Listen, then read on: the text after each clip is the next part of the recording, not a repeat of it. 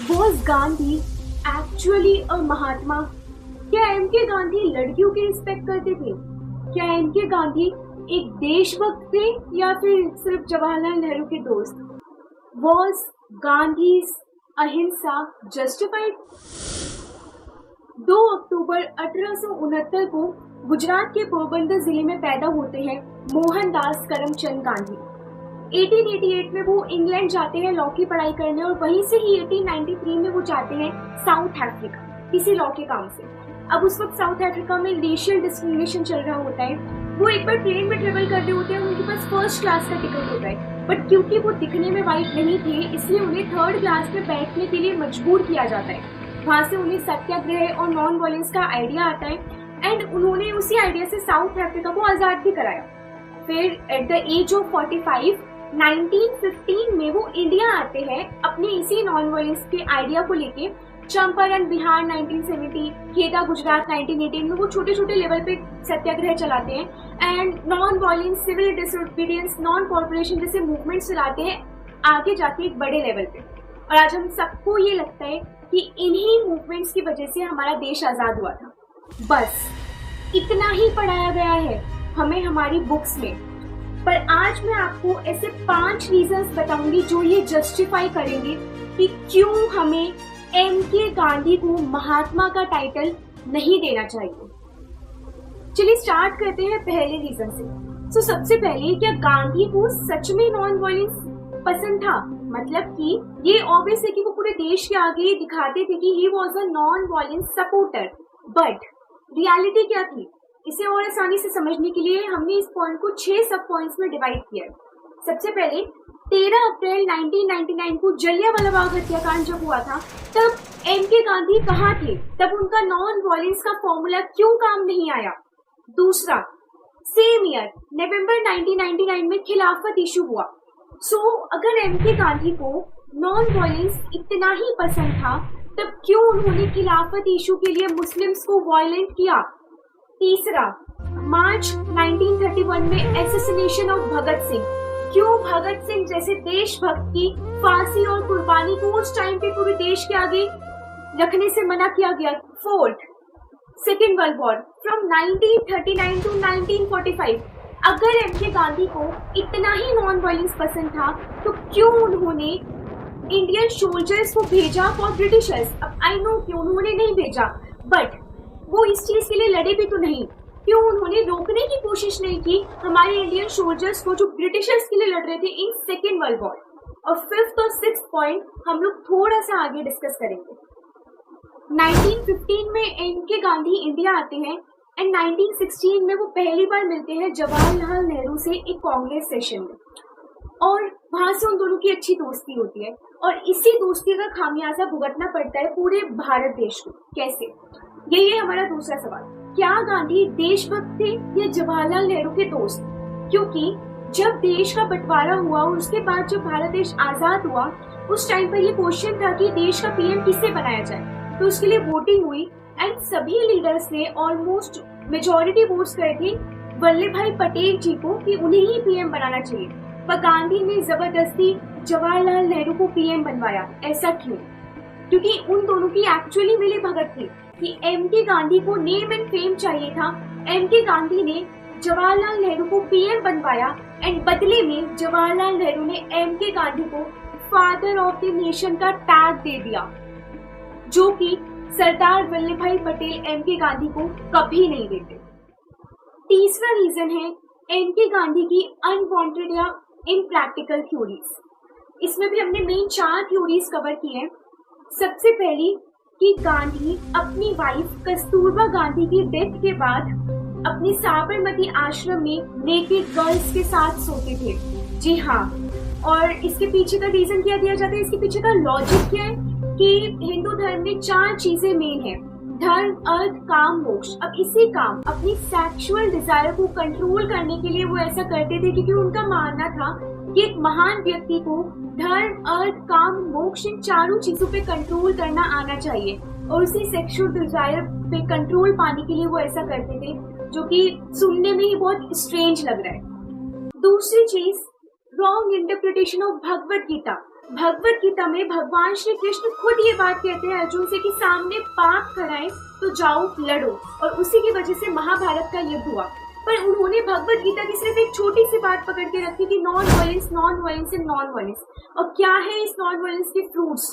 कुछ भी नहीं, सिर्फ और सिर्फ देश की बर्बादी। तीसरा रीजन, उनका फकीर जैसा लुक। जब इंडिया में लार्ज लेवल पे ब्रिटिश क्लोथ्स को बॉयकॉट किया गया था, लार्ज लेवल पे लोगों ने जब घर से बाहर निकल के ब्रिटिश कपड़ों को जलाया था, उस टाइम पर गांधी को ये रियलाइज हुआ कि उन्होंने शायद बहुत गलत किया है, क्योंकि उस टाइम पर इंडिया में ऐसे भी लोग थे जिनके पास एक ही कपड़ा था पहनने को, और उन्होंने वो भी जला दिया नॉन वायलेंस की आड़ में। उनके पास पहनने के लिए कुछ था नहीं, और खादी का सप्लाई इतना ज्यादा नहीं हो पा रहा था क्योंकि खादी बन ही नहीं रही थी इतनी ज्यादा उस टाइम पर।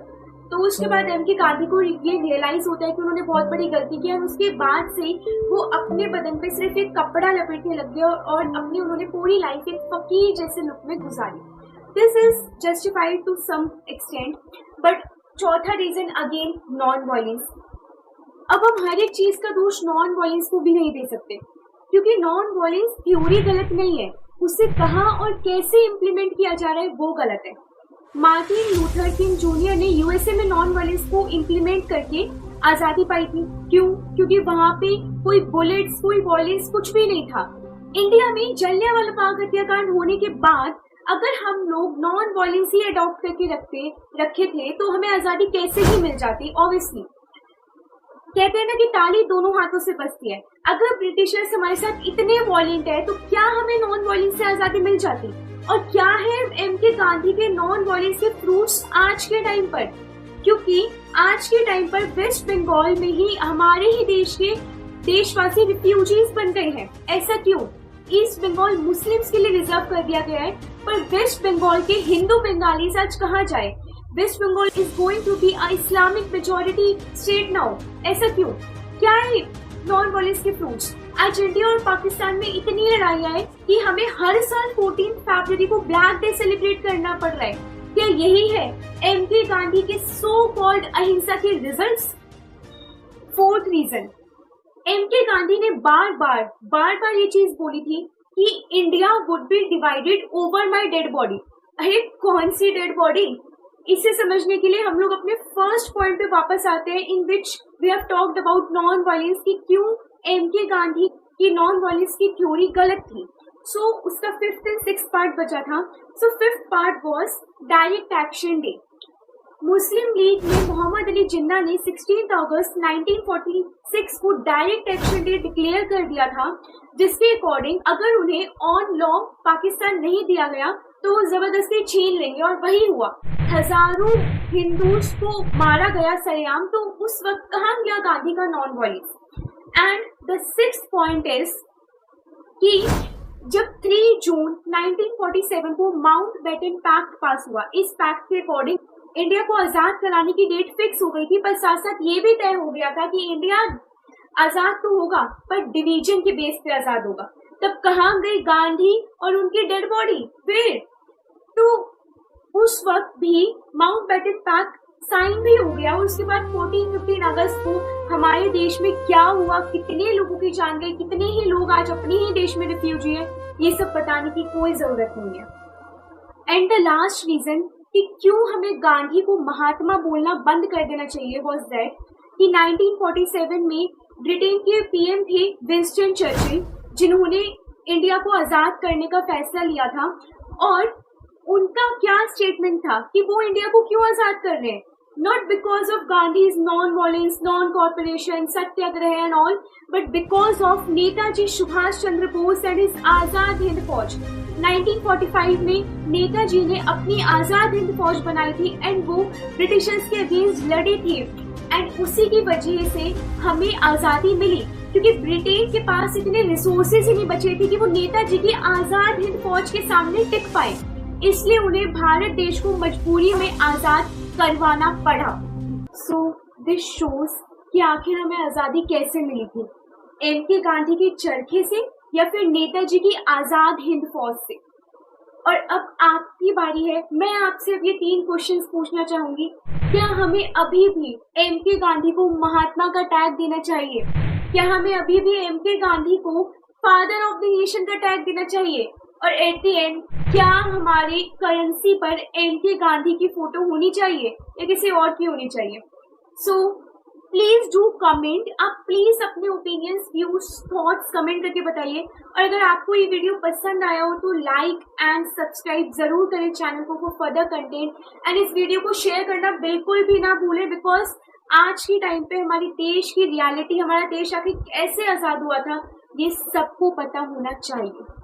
आप एंड तक बने रहे, इसके लिए आप सभी का बहुत बहुत धन्यवाद।